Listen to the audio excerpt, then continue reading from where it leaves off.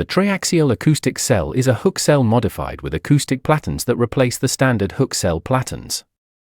The cell consists of a hollow steel cylinder, a sleeve, 2 acoustic loading platens, and 2 female spherical seats. It accommodates samples with diameters from 21.5 mm to 63.5 mm. The specimen and acoustic platens are then fitted into a special sleeve. The cell is installed under a loading frame to apply axial load to the specimen. A confining pressure pump provides confining pressure on the jacketed specimen, adjustable up to 70 megapascals. Specimens can undergo both axial and radial compression loading.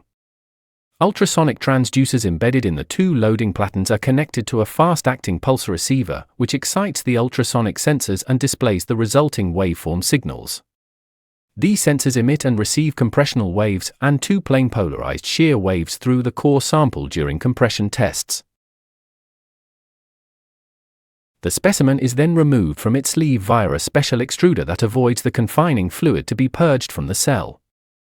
Thank you for watching our video, and we look forward to seeing you soon.